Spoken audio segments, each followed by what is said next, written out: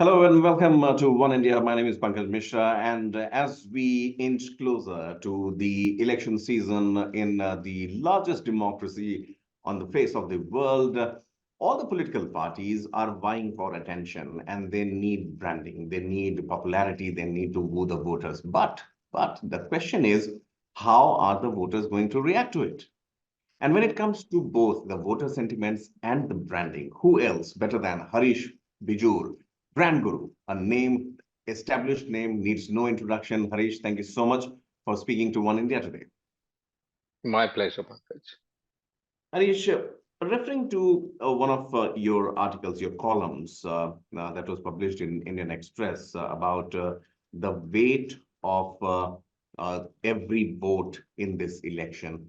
As the name itself is so loaded, and as we go through that particular column, tells us volumes about not just voter sentiments, but also their commitment. Do you think that Bangalore specifically, since you are an eminent Bangalorean also, does that city qualify in general and meets all your parameters as far as the voting commitment is concerned from our side? Okay, Pankaj, you're putting me against the wall. Okay, you're talking about the soft underbelly of Bengaluru. Mhm. In Bengaluru, we don't vote as much as we must. So if Right. voting percentages hit 57 or 58%, we are Mhm. very, very thrilled. The summer is particularly hot this time round. Once Mhm. again, the election it has a long weekend coming up. And Right. what really happens is a lot of people flee the city. So Right. if you ask me the question, are you happy? Certainly not. I Okay. think there's a fair bit of cynicism among Mhm. people. People don't turn out to vote. And I think that is a crime of Mhm. omission and a crime of commission. Right. Absolutely. So, um, do you see this number going up in 2024? Do you perceive that once again, as you mentioned, that it's becomes a weekend, long weekend if its voting is on in two phases, obviously, and falls on Friday? Do you see this going up? And if yes, then what would be your message to the fellow Bangaloreans?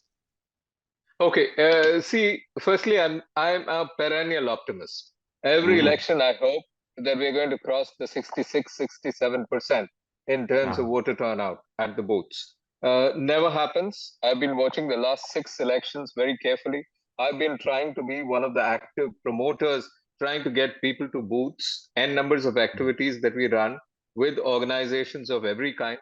The election commission does a brilliant job, but unfortunately, Bengalureans don't really come out in large numbers as they must. I think we need to kill this cynicism. So if you ask me for a message, my simple message is, hey guys, get involved. Hey guys, just don't outsource. I know we are the outsourcing capital of India, but don't outsource your vote. It must Mhm. not be outsourced. Hey guys, belong. Hey guys, walk the talk. Don't just Mhm. talk the talk. Hey guys, flaunt that finger, whichever finger it's going to be, which is going to be inked. This is a kind of an inking which really talks about belonging, participation, and ownership. And I don't think we can outsource our democracy to anybody. We need to own it. So come out and vote. That would certainly be my message. Absolutely, Harish, and coming from you, I'm sure carries a lot of weight also because having spent so much time in Bengaluru, I mean, to know this new city, I would say, still developing in many aspects, many trends that are picking up. One of them, obviously, what we are discussing as of now is the low water trend in Bengaluru, but nonetheless. Uh, a lot of issues also are there to talk about, Harish. A lot has happened in Bangalore. You had a new government, first of all, then the water scarcity, which is still making headlines. Rameshwaram Cafe blast, that is something. Do you believe that these are the issues which the that part of Karnataka was untouched for a long time? Now, these are some of the issues like water scarcity and terror and safety issues have been seen mostly in the central part of the country, the northern part of the country. Do you believe that this time around the sentiments would be different? Well, I do believe this is a flash in the pan. the kind of a terror incident that we spoke about, the Rameshwaram cafe blast, the culprit still not being caught, I think it's a flash in the pan. If you ask me, Bengaluru is a very peaceful city. We are a crazy city because, we have multitudes of people from as many as 26 different states. We have people from 43 different countries. We are a mixed city. In Canada, we have a dish in Karnataka called the Bisi Bele Bath. And a Bisi Bele Bath is a North Indian khichdi, okay? But my Bisi Bele Bath has got some 13 ingredients. But the city of Bengaluru itself is quite a Bisi Bele Bath. We welcome people from everywhere. The Kannadiga is a very open, all-embracing entity. We embrace people from everywhere. We embrace food, culture, habits, etc., etc. And therefore, we are a microcosm of India, which is very, very different. In this city, I think, these are aberrations. Of course, act of God, act of devil, I don't know. We have floods or we have a drought. At this point of time, we're going through a drought. We are hoping for our April showers. We are hoping for our water level in our bore wells to rise. We are hoping it rises to the correct level. And we are hoping we don't have a flood. Obviously, burning at both ends. I mean, scarcity of water to floods. Harish, many a times, Bengaluru, apart from its very powerful, I would say, the RCB, the IPL team, obviously, Heartthrob Kohli is the star there. Bengaluru also finds mention globally because of its tech advancements, because of its Silicon Valley name tag, and the tech city, the tech capital of India. There are issues when this particular city either is drowned or is parched with water. Many people ask this question that why haven't we able to fix it? In your eyes, whose accountability is it? Starting from the BBMP to the states or to the national elections, do election issues change with the change of elections? Well, Pankaj, the point is this, that, no one entity is to blame. I think every successive government that we have had in the state is to blame. I think we don't plan enough. We plan to fail, and therefore we do fail.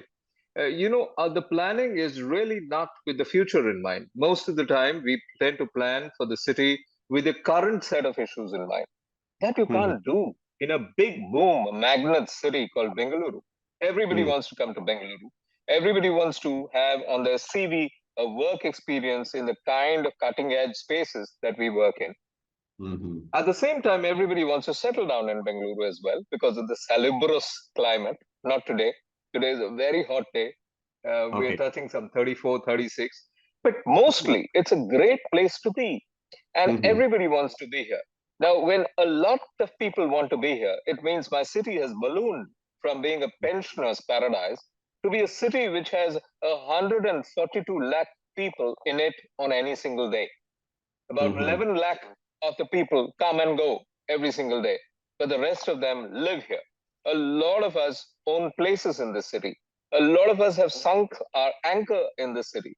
And what really happens is we have overutilize the resources of the city. When you overutilize, what really happens is you dry out. The analogy I take is really as many tall buildings that we have in the city. When a tall building comes up, the borewell needs to go deeper and deeper and deeper. The water level, which used to be about 230 feet, we would strike water, is now not even available at 1370 feet. At 1800 feet, we are having problem finding it.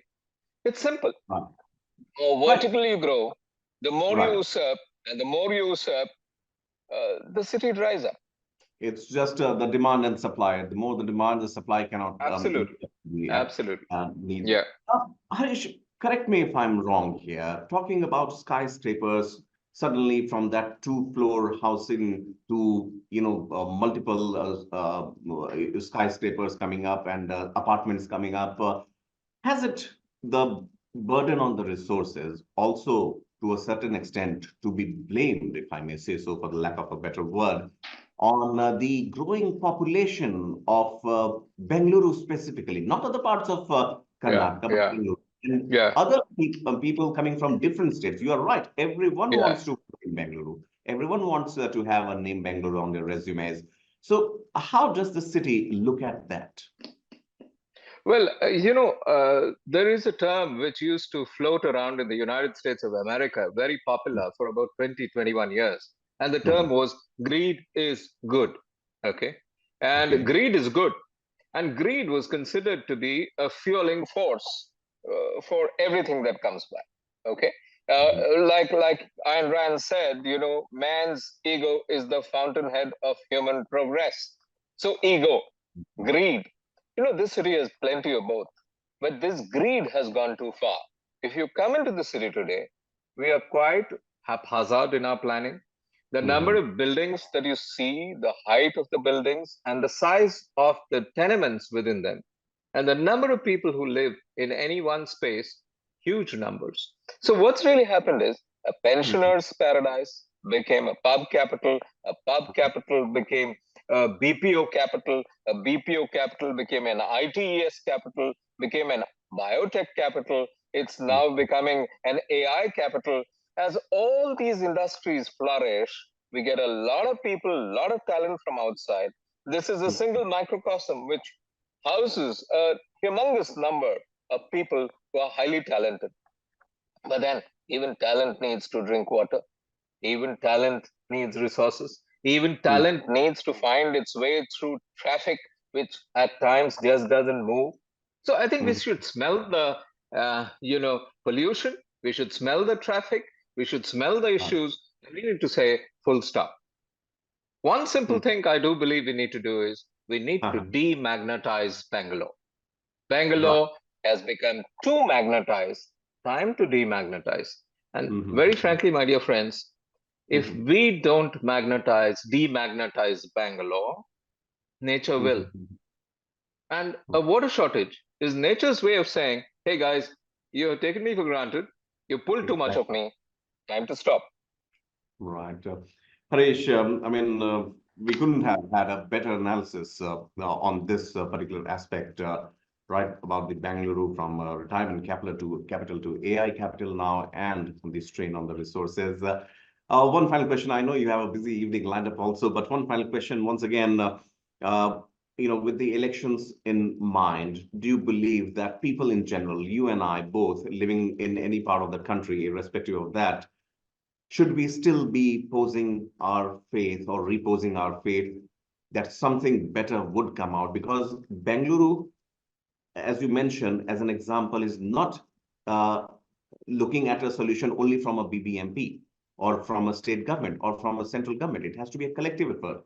If we have to demagnetize Bengaluru, then we need to develop more areas like that in and around that state, that location. So, from your opinion, I wanted to know how important these elections become in that regard, the 2024 Lok Sabha elections. As I said, I'm a perennial optimist. I want a Mhm. lot more people to come out and vote. Vote, I yeah. would tell everybody out here to say, come out and vote. Just don't take off. Don't get cynical, guys. And Mm. what I'm really saying is, if we don't belong, I mean, you don't belong. Why do you want to convey that kind of a status to anybody? Come, let's vote. Let's change Bengaluru. Let's make all the changes because every election comes with consequences. Consequences which are social, economic, political, religious, psychographic. Right. The future of the city, the future of the state, the future of the country is in our hands. Let's go out there and actually vote, get inked, and make sure that we've done our duty and we have exercised our right. Right. Harish Bijoor, their brand guru, a noted name, and to take note of his uh, inputs and insights on why Bengaluru too should pull up its socks, go out and vote, as Harish says, and as an eminent Bengalurian, needless to say, his views on the city is something that the even the government should take note of. At least I will vouch for that, Harish. Thank you so much for Thank you. speaking to Oneindia, and we definitely would be connecting with you when Bangalore votes in the month of April. Thank you. Thank you. Thank you, Pankaj. Bye. Subscribe to One India channel and never miss an update.